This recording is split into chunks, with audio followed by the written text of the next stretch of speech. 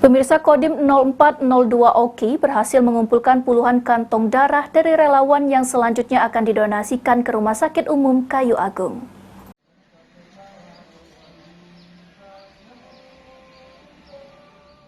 Kegiatan sosial donor darah ini diikuti puluhan relawan dari TNI, Polri, serta Palang Merah Indonesia Kabupaten Oki. Kasdim Kodim 0402 Oki Mayor Saipul Anwar menjelaskan, selain donor darah, kegiatan lain seperti tanam pohon dan gotong royong bersih-bersih sampah di pasar bersama masyarakat juga digelar.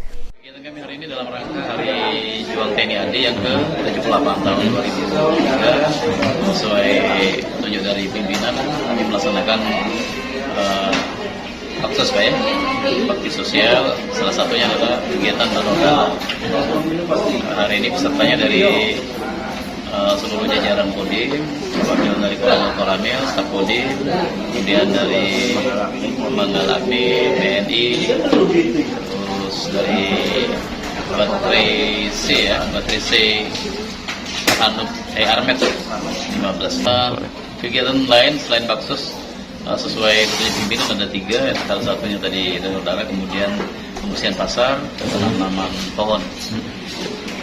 Hari Juang ini per tanggal 15 pelaksanaannya, dan sebelumnya kita awalnya ada kegiatan baksos. Harapan kami ya TNI AD semakin dicintai masyarakat, semakin profesional. Sementara itu, Sekretaris PMI Kabupaten Oki, Sirni Lestari, dalam giat donor darah ini ditargetkan mengumpulkan 70 kantong darah dan nantinya akan didonasikan untuk pasien yang membutuhkan di Rumah Sakit Kayu Agung. Targetnya ini berapa kantong dan nanti akan disumbangkan kemana Pak darah yang terkumpul? Hasil dari donor darah itu yang kita sumbangkan ke Rumah Sakit Kayu Agung. Target kita 60 sampai 70 hari. 60 sampai 70 kantong.